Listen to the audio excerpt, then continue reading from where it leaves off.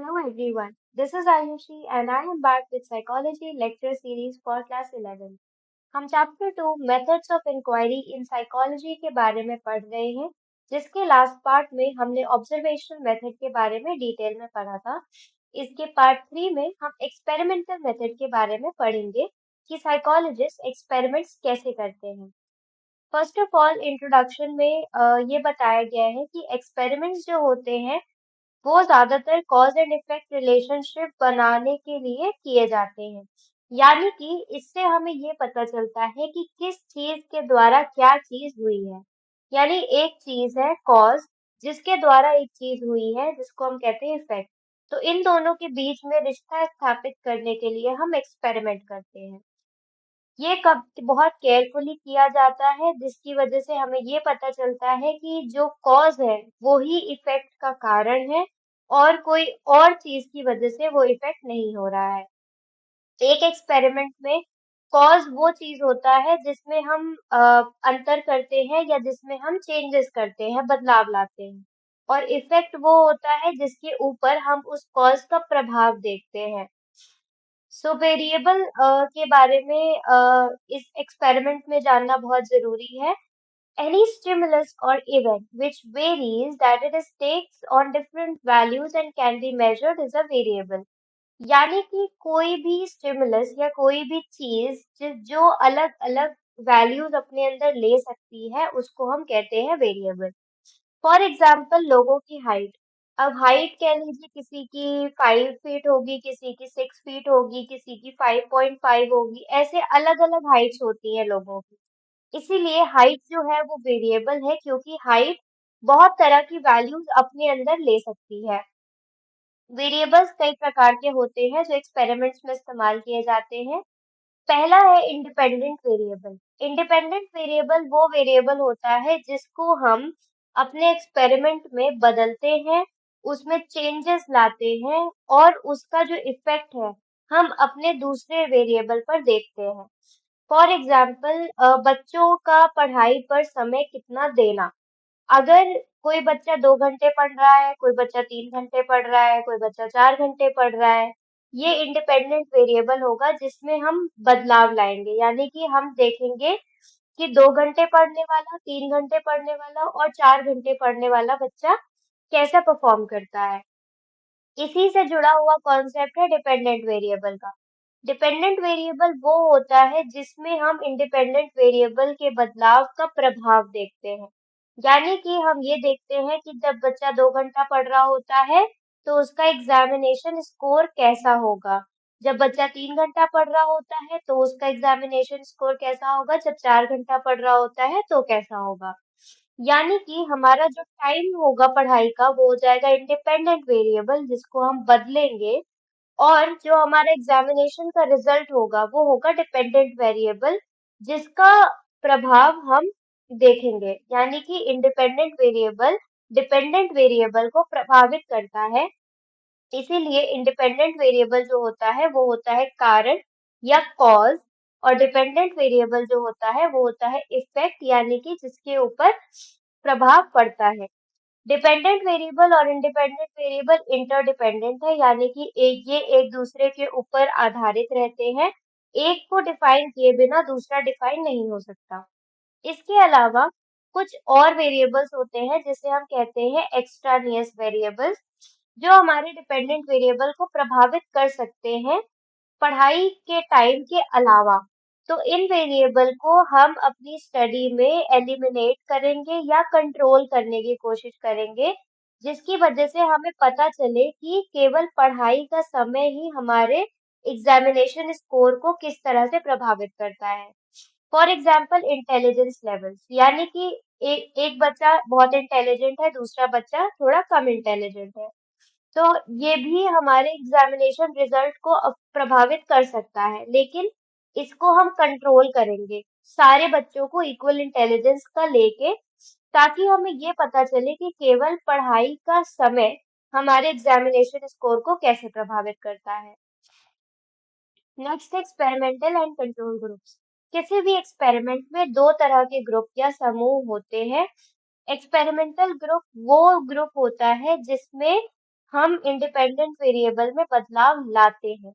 For example, बच्चों का समय देना पढ़ाई को एक्सपेरिमेंटल ग्रुप में बदलता रहता है। फॉर एग्जाम्पल, हम 3 एक्सपेरिमेंटल ग्रुप लेते हैं, जिसमें एक ग्रुप को हम 2 घंटे पढ़ने को बोलते हैं, दूसरे ग्रुप को 3 घंटे और तीसरे ग्रुप को 4 घंटे। इसके विपरीत दूसरा होता है कंट्रोल ग्रुप। इसको हम एक्सपेरिमेंटल ग्रुप से कंपेयर करते हैं और ये जानते हैं कि मैनिपुलेशन का क्या प्रभाव पड़ा है। यानी कि कंट्रोल ग्रुप में हम वेरिएबल को बदलते नहीं हैं, independent variable as it is रहता है। फॉर एग्जाम्पल, बच्चों का पढ़ाई को समय देना हर परिस्थिति में सेम रहेगा कंट्रोल ग्रुप के अंदर, जिसको हम एक्सपेरिमेंटल ग्रुप से कंपेयर करेंगे। फॉर एग्जाम्पल, कंट्रोल ग्रुप के पार्टिसिपेंट्स को बोला गया है कि आप 3 घंटे ही पढ़िए, तो 3 घंटे पढ़ने वाला बच्चा जो कंट्रोल ग्रुप में रहेगा, उसको हम एक्सपेरिमेंटल ग्रुप से कंपेयर करेंगे, ये जानने के लिए कि क्या असर पड़ रहा है। हर एक्सपेरिमेंट में एक्सपेरिमेंटल मैनिपुलेशन होता है, जिसमें हम इंडिपेंडेंट वेरिएबल को बदलते हैं। The distribution of participants to experimental and control group is done randomly. यानी कि कौन सा बच्चा किस ग्रुप में जाएगा, ये हम नहीं डिसाइड करते हैं, वो रैंडम बेसिस पे होता है। यानी कि हर बच्चे का इक्वल चांस है कि वो एक्सपेरिमेंटल ग्रुप में जाएगा या कंट्रोल ग्रुप में जाएगा। हर रेलेवेंट वेरिएबल जो एक्सपेरिमेंटल स्टडी में बदलाव ला सकता है या हमारे डिपेंडेंट वेरिएबल को प्रभावित कर सकता है, उसको हम कंट्रोल करते हैं, जिससे हमें पता चलता है कि हमारे इंडिपेंडेंट वेरिएबल का ही प्रभाव डिपेंडेंट वेरिएबल पे पड़ा है, ना कि किसी और एक्सट्रानियस वेरिएबल का। जो एक्सट्रानियस वेरिएबल्स होते हैं वो 3 तरीके के होते हैं। पहला है ऑर्गेनिज्मिक, यानी कि ये इंसान के अंदरूनी चीजों के बारे में होता है, जैसे घबराहट, इंटेलिजेंस, पर्सनालिटी। दूसरा है सिचुएशनल और एनवायरमेंटल वेरिएबल्स, ये हमारे पर्यावरण या प्रकृति से संबंधित होता है, जैसे शोरगुल, तापमान और ह्यूमिडिटी। तीसरा है सीक्वेंशियल वेरिएबल, यानी कि एक सीक्वेंस में जब हम चीजों को बताते हैं तो वो किस तरह से प्रभावित कर सकता है। कंट्रोल टेक्निक्स होती हैं जिनके द्वारा हम रेलेवेंट वेरिएबल्स को या एक्सट्रानियस वेरिएबल को कंट्रोल कर सकते हैं, ताकि हमारा जो एक्सपेरिमेंट है वो खराब ना हो। सबसे अच्छा तरीका है कि हम एक्सट्रानियस वेरिएबल को खत्म कर दें। फॉर एग्जाम्पल, अगर नॉइज या टेम्परेचर की वजह से हमारी स्टडी प्रभावित होती है, तो हम किसी साउंड प्रूफ कमरे में एक्सपेरिमेंट कर सकते हैं या एसी कमरे में कर सकते हैं। अगर एक्सट्रानियस वेरिएबल को खत्म करना पॉसिबल नहीं है, तो हम उसको कांस्टेंट रखते हैं, यानी कि पूरे एक्सपेरिमेंट के दौरान हम उसको सेम रखते हैं। फॉर एग्जाम्पल, अगर पार्टिसिपेंट के इंटेलिजेंस लेवल्स हमारे एक्सपेरिमेंट को प्रभावित करते हैं, तो हम सारे ऐसे पार्टिसिपेंट्स लेंगे जिनका इंटेलिजेंस लेवल इक्वल है। नेक्स्ट है मैचिंग। ये ऑर्गेनिज्मिक और बैकग्राउंड वेरिएबल्स को कंट्रोल करने में मदद करता है। इसमें हम जो 2 ग्रुप लेते हैं, उन दोनों को मैच करते हैं कि उन दोनों की जो परिस्थितियां हैं वो सेम होनी चाहिए। नेक्स्ट है counter balancing techniques. Counter balancing technique sequence effect को कम करने में काम आती हैं। ये हम जैसे मान लीजिए 4 चीज है जो हम बच्चों को दे रहे हैं, 4 आइटम्स, वो ए बी बी सीक्वेंस में बच्चों को दी जा रही है। तो एक ग्रुप को हम ए बी बी सीक्वेंस में देंगे और दूसरे ग्रुप को ए बी सीक्वेंस में देंगे, जिसकी वजह से हमारा सीक्वेंस इफेक्ट कम हो जाएगा। लास्ट है रैंडम असाइनमेंट, यानी कि हम पार्टिसिपेंट्स को अपने आधार पर नहीं बांटेंगे और किसी और आधार पर नहीं बांटेंगे। पार्टिसिपेंट को रैंडमली किसी भी ग्रुप में बांट दिया जाएगा, जिससे ये होगा कि किसी भी पार्टिसिपेंट को जबरदस्ती किसी ग्रुप में नहीं डाला गया है। नेक्स्ट है एडवांटेजेस और डिसएडवांटेजेस, यानी इसकी क्या अच्छाइयाँ हैं और क्या बुराइयाँ हैं। एक्सपेरिमेंट मेथड जो होता है, ये कॉज इफेक्ट रिलेशनशिप स्थापित करने में बहुत काम करता है, यानी कि हमें पता चलता है कि कोई चीज किस कारण की वजह से हो रही है। एक्सपेरिमेंट जो है कभी-कभी ऐसे रिजल्ट देता है जो हम पूरी जनसंख्या के ऊपर नहीं लागू कर सकते हैं, यानी कि इसकी एक्सटर्नल वैलिडिटी कम होती है, क्योंकि इसका जो रिजल्ट है हम ये नहीं बोल सकते कि अगर 4 बच्चे इतना पढ़ने को समय देते हैं तो उनका रिजल्ट ऐसा ही आएगा। हम अगर 4 बच्चों पे एक्सपेरिमेंट कर रहे हैं तो हम उसको सारे बच्चों के ऊपर नहीं लागू कर सकते हैं। इसको कहते हैं लो एक्सटर्नल वैलिडिटी।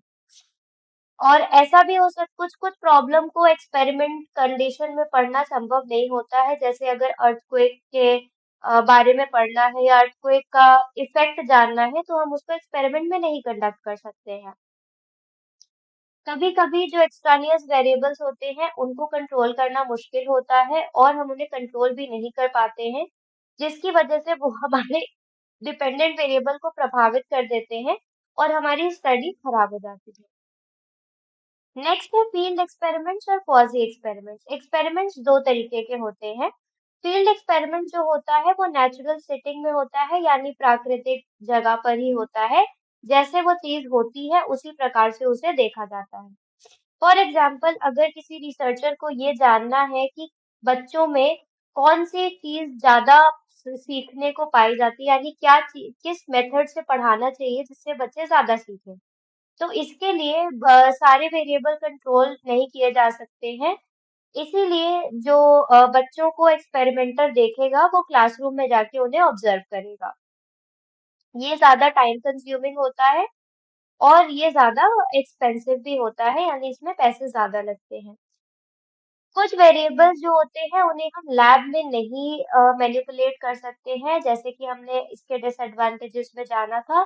फॉर एग्जाम्पल, जिन बच्चों ने अपने माता पिता को अर्थक्वेक में गवा दिया हो, उनका हम इफेक्ट कैसे जानेंगे, ये हम लैब में नहीं कर सकते, क्योंकि लैब में हम अर्थक्वेक जैसी सेटिंग नहीं ला सकते हैं। ऐसी परिस्थितियों में रिसर्चर जो होता है वो क्वाजी एक्सपेरिमेंट का इस्तेमाल करता है।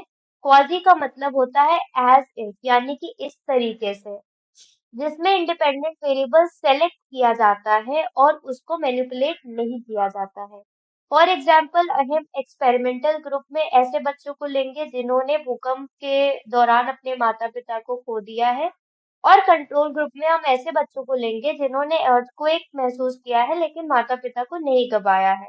तो हम उन दोनों में कंपैरिजन करेंगे और ये जानेंगे कि माता पिता को गंवाने वाले बच्चों का क्या प्रभाव पड़ा है। क्वाजी एक्सपेरिमेंट में हम इंडिपेंडेंट वेरिएबल को मैनिपुलेट या नहीं करते हैं, बदलते नहीं हैं, लेकिन वो जिस परिस्थिति में रहता है उसी परिस्थिति में उसे पढ़ने की कोशिश करते हैं। इस टॉपिक से रिलेटेड अगर आपको कोई भी डाउट्स या क्वेरीज है तो आप अपने क्वेश्चंस कमेंट सेक्शन में पूछ सकते हैं। साइकोलॉजी से रिलेटेड ऐसी ही एजुकेशनल वीडियोस के लिए गुरुकुल चैनल को सब्सक्राइब करना ना भूलें।